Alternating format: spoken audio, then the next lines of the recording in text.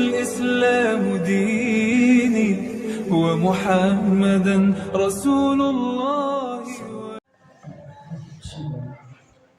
Assalamualaikum warahmatullahi wabarakatuh.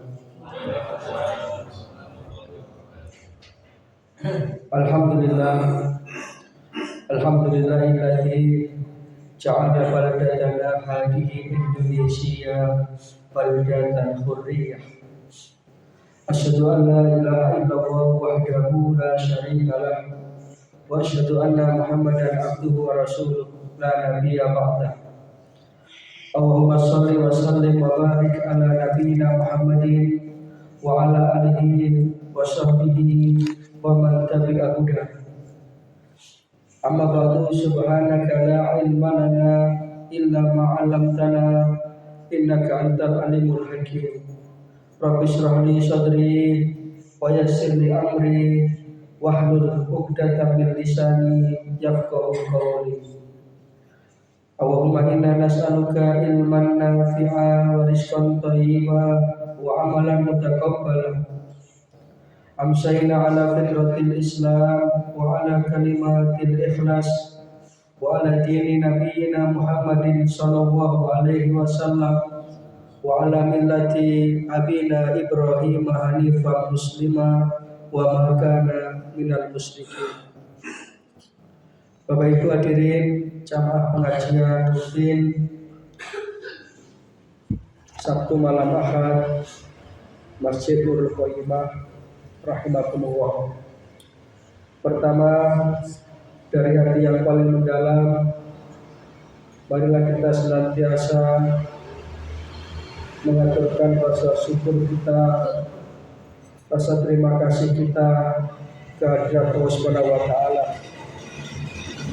atas segala nikmat dan karunia yang telah diberikan kepada kita, nikmat iman, nikmat Islam, nikmat kesehatan, sehingga pada malam hari ini kita masih bisa istiqomah untuk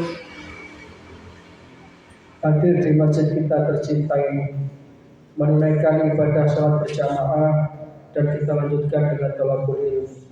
Mudah-mudahan ini semua akan dicatat sebagai amal soleh. Yang kedua, salawat serta salam mudah-mudahan senantiasa terlimpah kepada junjungan kita, suri tauladan kita, uswatun hasanah kita, baginda Rasulullah sallallahu alaihi wasallam. Bapak Ibu hadirin jamaah rahimakumullah.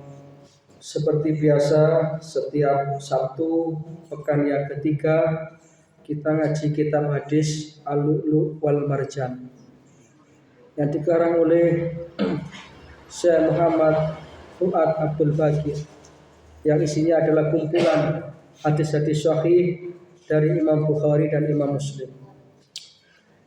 Namun perkenankan pada pertemuan malam hari ini, sebelum kita lanjutkan, kalau saya lihat ini kita sudah sampai pada hadis yang ke-102 tentang Isra Mi'raj. Hadisnya panjang sekali karena mengkisahkan tentang peristiwa Isra dan Mi'raj. Nah, sebelum kita melanjutkan ini, izinkan saya sedikit sesuai dengan momennya, kita sedikit ngaji tentang kebangsaan. Pas 17 Agustus. Bagi kita umat Islam Indonesia, kemarin saya sampaikan di khutbah Jumat saya di Masjid Asyura, ada 317 yang tidak bisa kita lupakan dan tidak bisa kita pisah-pisahkan. Yang pertama 17 rakaat. Yang kedua 17 Ramadan. Dan yang ketiga 17 Agustus. Nopo hubungannya? Ya, kalau kita mau jujur dan membaca sejarah, 17 Agustus itu bisa kita raih karena 17 rakaat dan 17 Ramadan. Dan ini dinyatakan secara resmi oleh para pendiri bangsa ketika merumuskan mukadimah Undang-Undang Dasar 45. Di situ ada kata-kata atas berkat rahmat Allah yang maha kuasa. Dan dengan didorongkan oleh keinginan yang luhur supaya berkehidupan kebangsaan yang bebas, maka rakyat Indonesia menyatakan dengan ini kemerdekaan. Jadi para pendiri bangsa itu sangat sadar sesadar-sadarnya bahwa Indonesia ini bisa merdeka itu hanya satu, atas berkat rahmat Allah. Karena kalau hitung-hitungan, tidak mungkin kita bisa merdeka. Secara fisik kita kalah. London itu gede dhuwur. Wonten London pulau itu wonten. London saibet tidak ada. Secara persenjataan mereka punya persenjataan yang jauh lebih modern. Tank, pesawat tempur, brand, pistol. Kita, bangsa kita, bambu runcing, tulung, tepil. Kan gimana masuk akal. Tapi nyatanya merdeka. Merdeka. Ini berarti ada satu kekuatan yang dahsyat yang tidak nampak. Itulah namanya kekuatan iman. Para pejuang-pejuang kita terdahulu, di samping secara ikhtiar lahiriah berperang melawan penjajah, tapi beliau-beliau itu juga punya ikhtiar yang namanya ikhtiar batiniah, riyadhah, tirakat. Jadi Panglima Besar Jenderal Sudirman misalnya, beliau itu dalam penuturan pengawalnya yang mendampingi beliau dalam perang gerilyanya itu selalu kalau malam itu mencari tempat yang dekat dengan sungai dan di situ ada batu besarnya. Jadi Panglima Sudirman itu naik dalu, boten nate sare, Pak. Walaupun dengan kondisi fisik yang beliau itu tidak sehat karena sebelah paru-parunya itu sudah tidak fungsi. Jadi di malam hari beliau ruku, beliau sujud, beliau munajat. Demikian pula para kiai-kiai dengan santrinya ketika itu. Sehingga dengan tepil tank bisa guling. Ditolak wonten niku lho. Londo iso langsung tewas. Sampai Londo niku heran. Oh iki tepil iso guling tank dari Londo niku. Maka ini yang harus kita ketahui, Pak, terutama generasi sekarang. Jadi jangan sampai kemudian kita itu lupa sejarah. Sejarah itu penting. Sehingga dalam rangka mensyukuri kemerdekaan, kadang-kadang kita itu bertentangan dengan nilai kemerdekaan itu sendiri. Nyun sewu ngapunten, misalnya peringatan Agustusan, ono pawai atau karnaval. Macak Sunan Kalijogo, macak Imam Bonjol, gak sembahyang asar. Sing delok masih didelok niku padha gak sembahyang. Malam tasyakuran yang kita kenal dengan barian itu, semalam suntuk tidak tidur.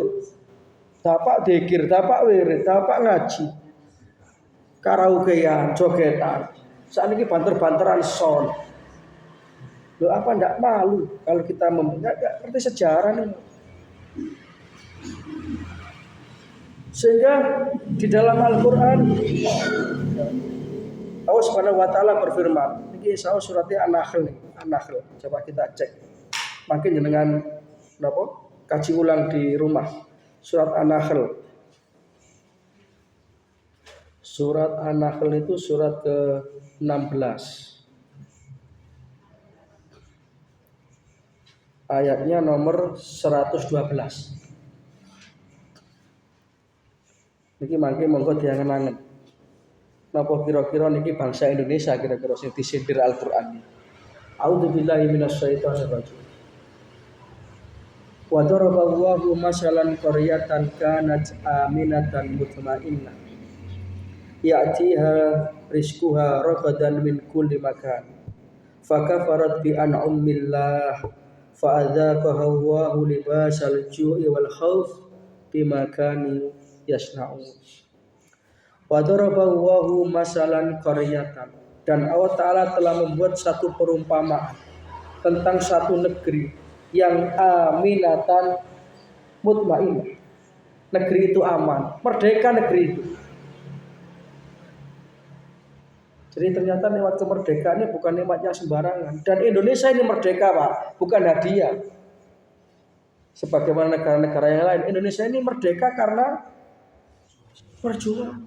Bukan hadiah Jepang, bukan hadiah Belanda, bukan. Dan ini adalah rahmat Allah untuk bangsa kita ini. Diberi oleh Allah Ta'ala satu negara yang aman, tentram. Tidak cukup di situ, ya'tiha rizquha ragadan min kulli makan. Rizkinya datang melimpah ruah dari berbagai penjuru arah. Di Indonesia ini apa yang tidak ada? Tambang ini mulai tambang minyak, tambang gas, batu bara, nikel, kekayaan lautnya, hasil hutannya, subhanallah, gunung emas, Freeport nih, kurang nopo Indonesia. Kudunya, kenapa kudunya nih? Harusnya negara kita tuh makmur, rakyatnya buatan orang di utang. Negara nih kalau dan amanat Undang-Undang Dasar mengatakan bahwa semua hasil alam itu digunakan untuk kemanfaatan sebesar-besarnya rakyat. Tapi nyatanya kok begini bangsa kita.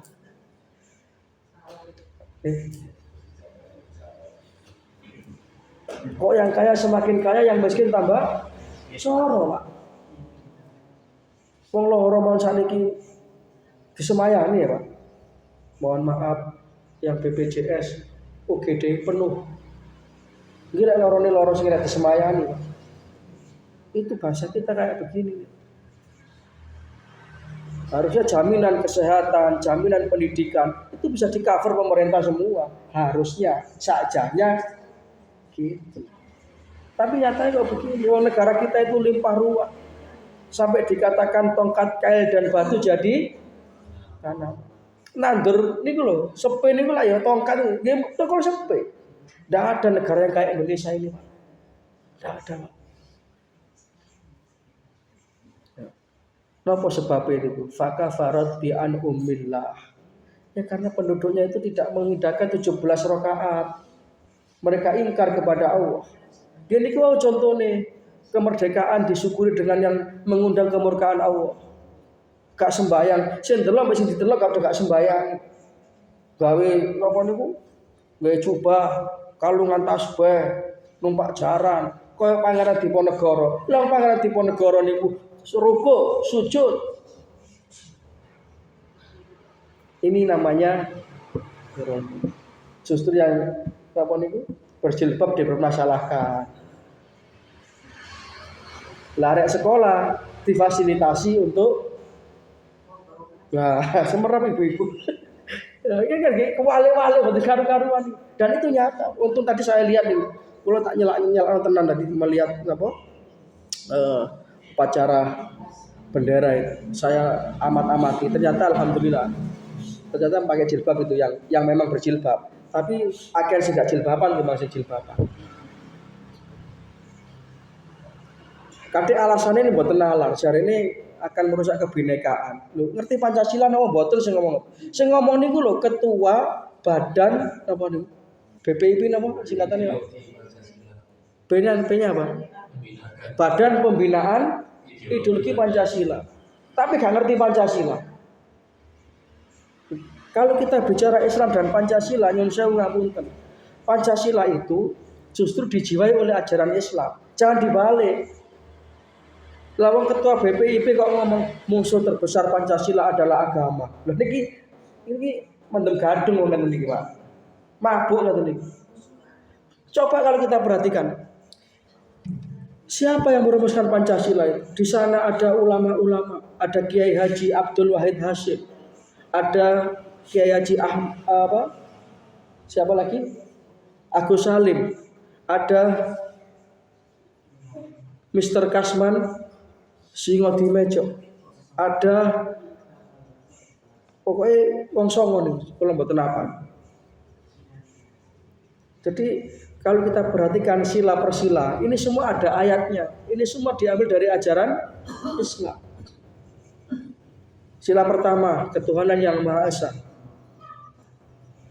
Yang dulu awalnya itu ada terusannya itu, ketuhanan yang Maha Esa dengan kewajiban menjalankan syariat Islam bagi pemeluknya. Ini diprotes oleh saudara kita yang di Indonesia bagian timur yang mayoritas non Muslim. Oke, dihapus demi persatuan. Sehingga Mr. Kasman itu yang notabene tokoh Muhammadiyah itu ketika beliau menyampaikan kajian Ahad paginya ditanya oleh jamaah, Pak Kasman, sama ini kok diam aja, kok tidak memperjuangkan 7 kalimat yang hilang itu? Pak Kasman mengatakan, aku nggak sembarangan, ora sombong. Saya menyetujui itu juga berdasarkan perenungan. Satu tentu untuk menjaga kerukunan. Bangsa kita ini baru mau merdeka, baru mau menata. Yang kedua, kalau kita mau merenung secara mendalam, ketuhanan yang Maha Esa itu justru adalah tauhid. Jadi meningkat dari syariat menuju ke tauhid. Dan nyun sewu, ngapunten, sing Tuhan Esa kan nek wong Islam tok, Pak. Sesungguhnya kan begitu. Orang Kristen kan Tuhannya 3, namanya Trinitas. Ada Tuhan Anak, Tuhan Bapa, Ruhul Kudus. Yesus masih jari 1, jari 3, 3 jari 1, tapi kan ruwet. Gak jelas. Ya nyun sewu, enggak apa-apa nih. Ini jadi realita kan ngoten. Orang Hindu Tuhannya juga 3, namanya Trimurti. Ada Wisnu, Siwa, Brahma. Di atasnya ada lagi bosnya namanya Sang Hyang Widiwasa. Orang Buddha Tuhannya juga tidak 1, 2. Ada Tuhan kecil namanya Hinayana, ada Tuhan besar namanya Mahayana. Itu Tuhan-Tuhan mereka. Maka tidak ada tafsiran lain ketuhanan yang Maha Esa itu selain tauhid. Qul huwallahu ahad. Itu kan surat Al-Ikhlas.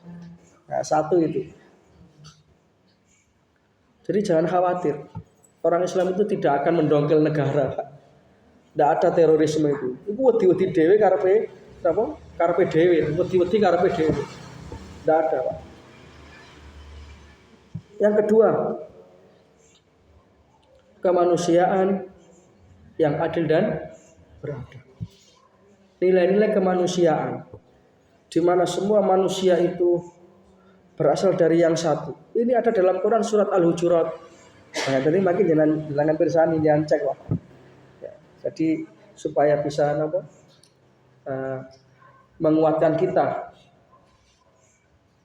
tentang Islam ini. Jadi Islam inilah yang menginspirasi Pancasila, jangan dibalik. Kalau berislam yang sesungguhnya kok jari mengancam Pancasila. Kalau niku contohnya jilbaban mengancam kebinekaan. Ini ki ono apa sih? Dan itu nyata loh, Pak, nyata loh. Kalau presiden ini kalau pecat langsung, Pak. Saya nggak tadi presiden. Ya, kadang ini bukan orang yang bodoh, Pak. Itu profesor, doktor, rektor, UIN.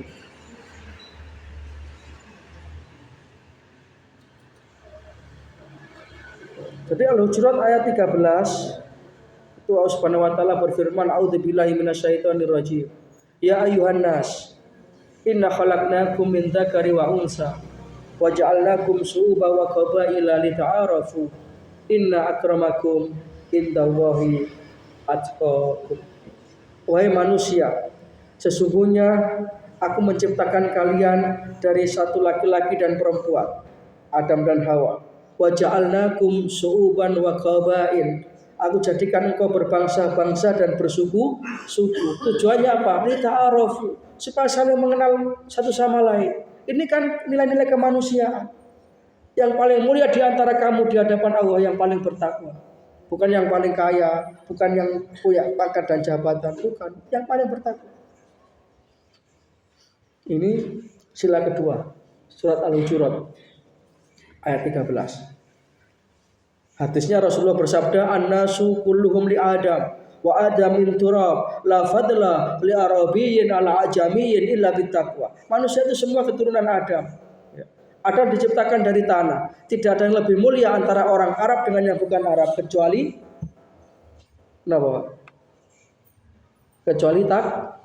takwanya. Jadi bukan suku bangsa yang menjadikan orang itu mulia, tapi ketakwaannya. Yang ketiga, persatuan Indonesia. Ini kan nilai-nilai kebersamaan, nilai-nilai persatuan. Surat Ali Imran ayat 100 berapa gitu? Insya Allah 103 kalau tidak salah. Surat Ali Imran itu surat ketiga. Surat Ali Imran ayatnya nomor 103. Iya betul. A'udzubillahi minasyaitonirrajim wa atasimu bihablillahi jami'an wa la tafarraqu. Bersatulah kamu. Nah, karena ini juga yang menginspirasi pejuang kita untuk bersatu nusa, satu bangsa. Akhirnya merdeka Indonesia.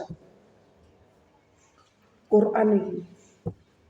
Makanya kalau sanjang 17 Ramadan jangan dilupakan. Yaitu turunnya Al-Quran. Ini yang menjadi pedoman para pejuang kita. Sehingga merdekalah bangsa ini. Yang keempat, kerakyatan yang dipimpin oleh hikmat kebijaksanaan dalam permusyawaratan perwakilan. Itulah surat Al-Imran 159 itu. Tadi saya baca. Fabima rahmatin minallahi linta lahum walau kunta faddan ghalidhan qalbi lam faddu min haulik fa'fu anhum wastaghfir lahum wa syawirhum fil amri. Musyawarah mufakat. Fa idza azamta fatawakkal 'ala Allah innallaha yuhibbul mutawakkilin. Kalau sudah bersepakat maka bertawakallah kepada Allah. Nah ini harusnya ya yang benar itu yang dulu ada namanya Majelis Permusyawaratan Rakyat. Itu yang milih presiden. Ini Quran itu. Dan ini satu one man one vote, satu orang satu suara. Wadakno kabeh. Padahal harus ada namanya Syuro, Dewan Syuro, Majelis Permusyawaratan Rakyat. Itu sila keempat, surat Ali Imran ayat 103. Yang terakhir, keadilan sosial bagi seluruh rakyat Indonesia. Nilai-nilai keadilan. Itu kan perintah Allah itu. Surat An-Nahl, insyaallah. Kita cari.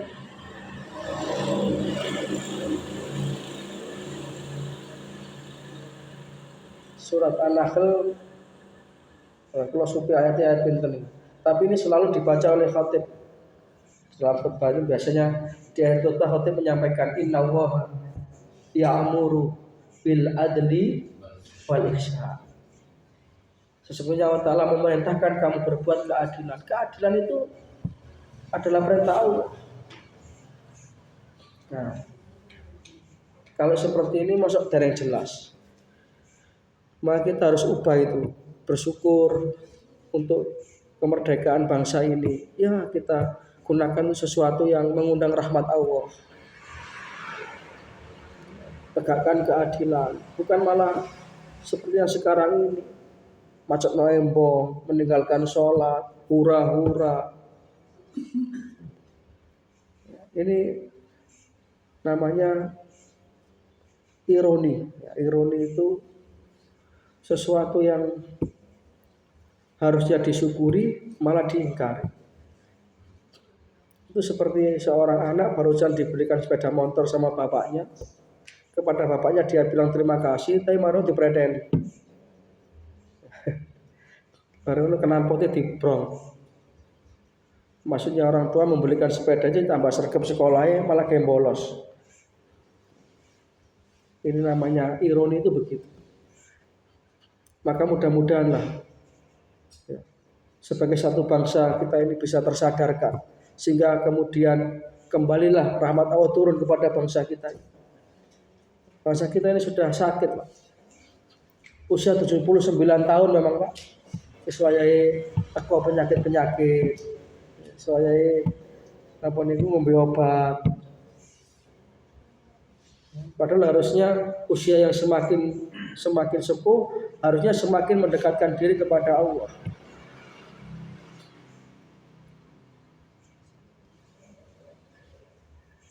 Sudahlah kalau kita menyaksikan sekarang ini semua menjadi tidak teratur. Pendidikan kah itu, ekonomi kah itu. Dan ini yang oleh penggawean yang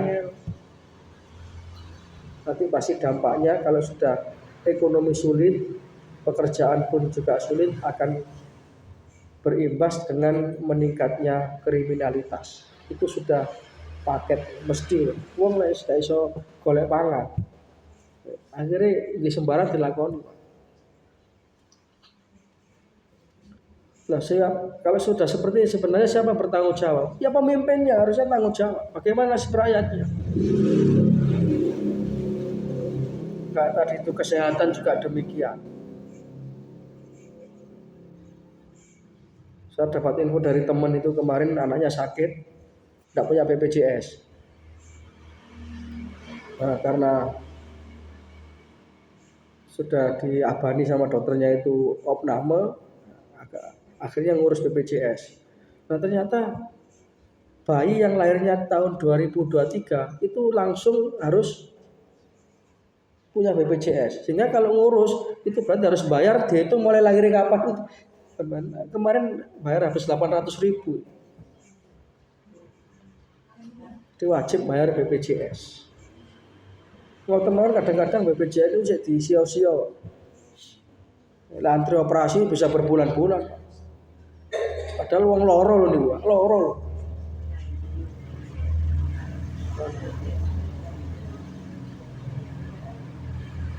Padahal negara kita kaya. Kalau bahasanya almarhum Kiai Haji Hasyim Muzadi, ini berarti kalau negara kita ini kaya, kok rakyatnya tidak bisa makmur, ini berarti ada departemen penggeragasan. Jadi yang kaya itu semakin kaya, yang miskin semakin terpuruk. Ya memang kaya miskin itu sunnatullah. Tapi kenapa kok tidak bisa merata? Kalau yang kaya bisa semakin kaya, kenapa yang miskin tidak bisa naik sedikit? Nah, dan maksudnya itu pemerataan itu begitu. Nah, sampun ini terkait dengan renungan 17 Agustus ini. Tentu kita berharap dari kelompok-kelompok yang kecil seperti kita ini bisa mengundang rahmat Allah dengan istiqomah ngaji seperti ini. Karena ngaji seperti inilah yang bisa meredam kemurkaan Allah. Dalam salah satu hadis qudsi Allah Ta'ala menyatakan ini la ahabbu bi ahlil ardi adaban. Kalau melihat tingkah polanya penduduk dunia ini wis koyo akan aku timpakan azab yang sedasar-dasar. Tetapi kata Allah, falamma nadartu, ketika aku masih melihat ila ummari buyuti, masih ada hamba-hambaku yang mau memakmurkan rumahku. Rumah Allah di muka bumi ini adalah masjid.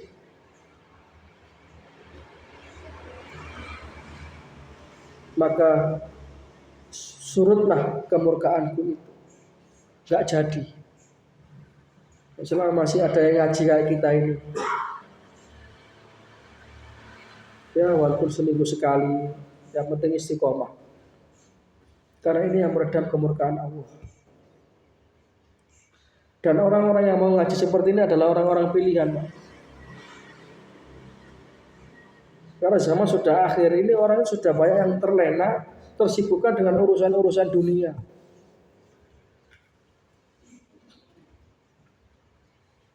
Kenapa orang kok mau menjual harga dirinya? Ya karena hanya untuk urusan dunia. Bahkan menjual agamanya. Kayak yang saya sampaikan tadi itu, saya yakin orang yang menyampaikan tadi itu ngerti bahwa namanya berjilbab itu adalah merupakan perintah Allah. Mau dia orang Islam kok, Pak. Belum lagi sekarang yang marah di negara kita ini nopo salam lima agama. Nah, itu kan semua pejabat-pejabat itu kan koyo dibiasa ngoten. Ini kan enggak kena nih. Salam itu ada aturannya. Dan kita sebagai umat Islam dilarang mengucapkan salam kepada non muslim. Ya cukup selamat pagi, napa selamat siang atau mawon. Nah saat ini modelnya kan dipoco kabeh niku. Wadah waktu niku latah mulai presiden sampai RT ini barang melok-melok bisa. Maka kita ya bersyukur ya majelis ulama itu masih berani menyuarakan sehingga memfatwakan bagi umat Islam haram hukumnya mengucapkan salam lima agama. Boten sama melok. Jangan bersani kan ngoten. Di setiap forum-forum resmi itu kadang-kadang kan napa bupatine, napa camate. Kadek napa barang salam namo budaya rahayu nandi rahayu mas. Nah, ini namanya latah. Maka perlu yang ngaji ya seperti itu Pak. Supaya akidah kita itu tidak goyah. Supaya kita itu tidak mendapatkan kemurkaan Allah. Itu yang penting dalam hidup kita ini Pak.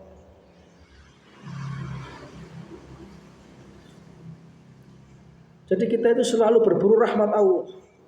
Karena apa? Karena hakikat kita hidup ini kan perjuangan. Supaya nanti kita itu mendapatkan yang namanya husnul khotimah.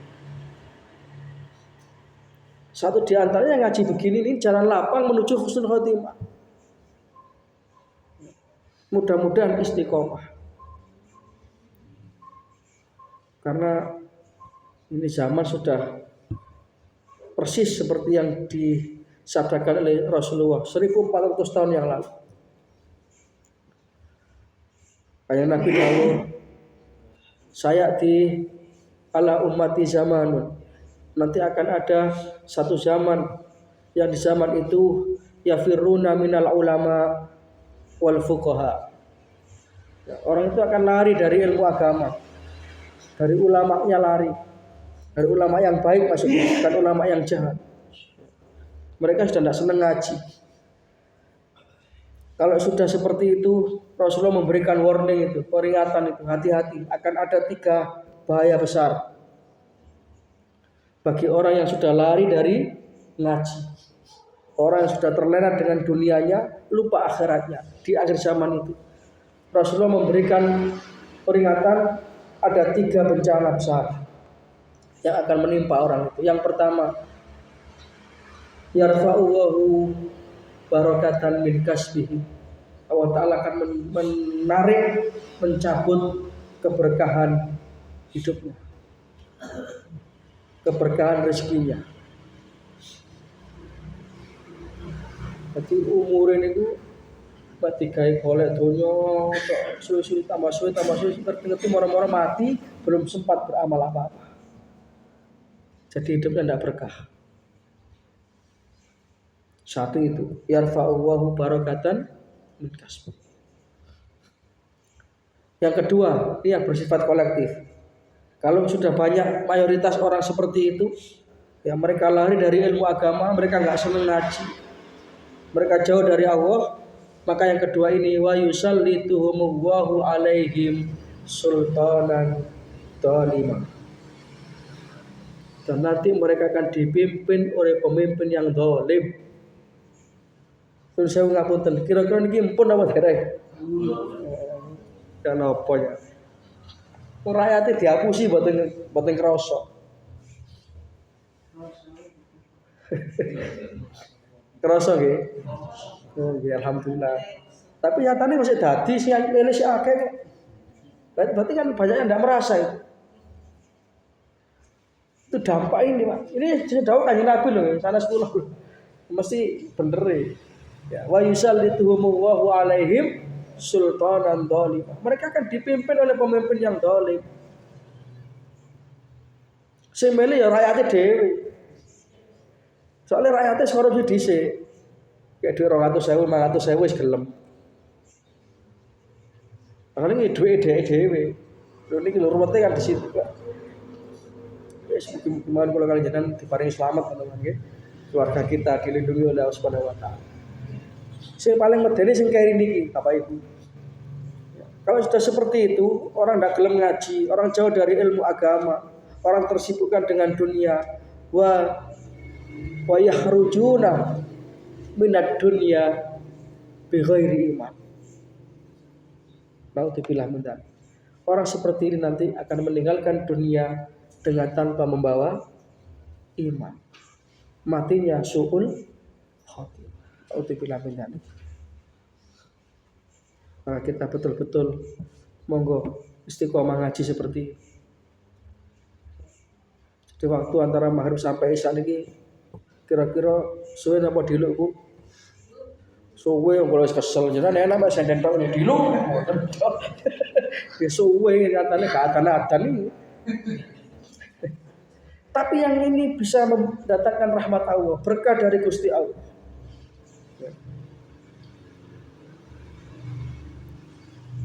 Dan hanya inilah yang menyelamatkan kita di akhir zaman. Apalagi kalau kita baca hadis yang lain tentang akhir zaman itu, Rasulullah pernah bersabda, yusiku antada alaikumul umam kama tada'a galatu ala qas'atiha. Nanti umat Islam itu, umatku itu di akhir zaman. Ini yang didawuhkan kanjeng Nabi umatnya loh ya. Bukan Nabi tidak ngomong Yahudi, tidak ngomong Nasrani. Umatku itu nanti di akhir zaman akan bernasib seperti makanan di atas meja hidangan. Ini bahasa apa nih? Bahasa apa ngaran dalam ilmu bahasa itu ya. Nabi memberikan gambaran ini. Bukan kiasan, Pak. Bahasa pokoknya saya paham teman. Rasulullah supaya umatnya paham. Tapi umatku itu seperti makanan di atas meja hidangan. Kalau sudah makanan itu siap dihidangkan, semua akan siap menyantap. Artinya akan menjadi rebutan. Ya rebutan tapi untuk dimakan. Untuk dimanfaatkan.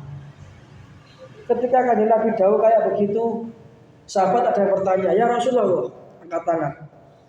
"Amin killatin nahnu yauma idzin ya Rasulullah." Apa jumlah kita pada waktu itu sedikit ya Rasulullah? Apa kita minoritas kanjeng Nabi? Kok sampai dibuat rebutan? Kok sampai dibuat mainan? Jadikan objek kita ini umat Islam. Boleh pilkada bentuk suara kelompokno kayak duwe. Rasulullah menjawab, "Lah, tidak.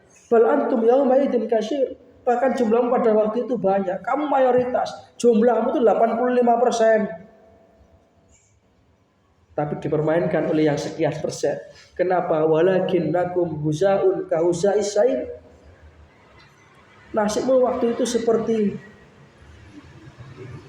untuk buih di lautan. Apa maksudnya itu? Buih ini untuk enggak duwe prinsip. Dia akan diterjang oleh ombak kemanapun arah ombak itu dia ikut aja. Tidak punya pegangan. Itu nasib umat Islam di akhir zaman. Jadi kita itu pilpres, pilkada nggak pernah menang Pak calon kita itu Pak. Karena yang ngebosi ya umat Islam sendiri. Karena apa? Ya mereka itu terkena penyakit yang berikutnya ini. Kalau sudah begitu dawuh kanjeng Nabi akan menjangkiti umatku satu penyakit yang namanya penyakit wahan. Ini virus wahan ini tidak ada apoteknya ini. Jangan kena apotek cari obat penyakit ini tidak ada. Sahabat bertanya lagi, "Wamal wahnu ya Rasulullah?" Kenapa kanjeng Nabi penyakit wahan itu? Hubud dunya wa karahiyatul maut. Jadi sebagian besar umat Islam ketika itu, sebagian besar nanti itu sudah terkena penyakit cinta dunia. Dia jual agamanya, dia jual harga dirinya hanya untuk urusan dunia. Dan masih ingat kemarin itu ada ketua partai yang ngomong kok calonnya itu kok pokoknya berlebih-lebihan lah memuji-mujinya itu. Ya, hanya untuk urusan dunia saja. Sudah kayak Nabi mesti cespleng, betul juga. Dan paketnya, gandengannya kalau orang itu sudah hubud dunia, cinta dunia, mesti wa karahiyatul maut, mesti wedi mati. Otomatis nih. Padha karo lek ana abet mesti longane mesti melok. Orang kalau sudah terbutakan dengan dunia pasti takut mati. Padahal ya mati juga. Terus kadung dibelan-belani menggadaikan imannya, karepe kepengin duit sing akeh, begitu oleh duit akeh mati. Ya betapa gampang, diteri Rubicon ngono ae wis. Mencelek wis ana omongan. Satu daerah, saya sebutkan tempatnya nih, mari Pilkades entek 2,5 miliar. Jadi Pak, jadi oleh 2 tahun, setengah periode baruan meninggal dunia. Dan meninggal itu mendadak. Malam hari habis dari balai desa rapat, pulang terus meninggal dunia. Lek pun ngoten damel napa? Gari gak ngerti napa, lek mati di kandhani mesti 2,5 M wae gawe bangun masjid iki. Penak nek gesane mati, karena ndak tahu. Tapi begitulah kondisi umat Islam di akhir zaman. Ya, seperti buih di lautan. Mereka itu hubud dunia, cinta kepada dunia. Sampai saking gawatnya situasi itu kata Rasulullah, sampai dikatakan yusbihu rajulun mu'minan wa yumsi kafir. Pagi itu orang masih beriman, sore sudah kafir. Sore dia masih ngaji. Ya. Tapi karena kena dunia nih wau, ngajine gak mantep. Pagi kafir lagi dia. Napa sebabnya? Ya bi'udinahum bi'aradin minad dunia. Karena dia telah menjual agamanya hanya untuk urusan dunianya. Dan yang lebih parah itu kalau sudah ulamanya sudah cinta dunia, Pak. Wah, betul. Ini zamannya Nabi Musa itu ada ulama yang namanya Bal'am bin Baura namanya. Itu ulama yang alim. Bahkan hampir-hampir setara dengan Nabi Musa itu. Tapi karena takut kepada Fir'aun, dia itu akhirnya ya menjual agamanya. Naudzubillah min dzalik. Dan ini yang lebih mengerikan itu. Rasulullah kan mengatakan begitu. Wailul li ummati min ulama isu. Kasihan sekali nanti umatku. Kalau mereka itu dibimbing oleh ulama-ulama yang ulama-ulama yang jahat, ulama-ulama dunia. Dan memang di akhir zaman rata-rata ulama seperti itu pengikutnya banyak.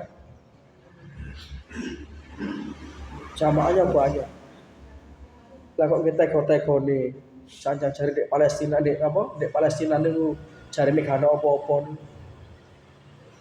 Lah ndak pernah menyaksikan YouTube bagaimana penderitaan saudara kita di Palestina. Semerah panjenengan sing sanjang ngoten iki. Jamaahnya banyak itu. Jamaahnya ribuan. Dia luka.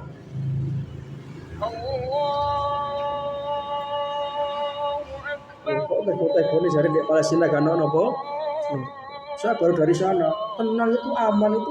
Ya mesti yang pinggir kono, sing anu pinggir kono. Kunatan nggih, sabar serius. Mudah-mudahan kita diselamatkan oleh Allah. Ya. Mudah-mudahan keluarga kita jadi keluarga yang sakinah. Kita mendapatkan taufik dan hidayah, amal ilmu rezeki yang barokah, dan akhirnya husnul khawatimah. Amin ya rabbal alamin. Demikian yang bisa kita pelajari, ada kurang lebihnya mohon maaf. Kita tutup dengan doa kafaratul majelis. Subhanaka Allahumma wa bihamdika asyhadu an la ilaha illa anta astaghfiruka wa atubu ilaik. Wassalamualaikum warahmatullahi wabarakatuh.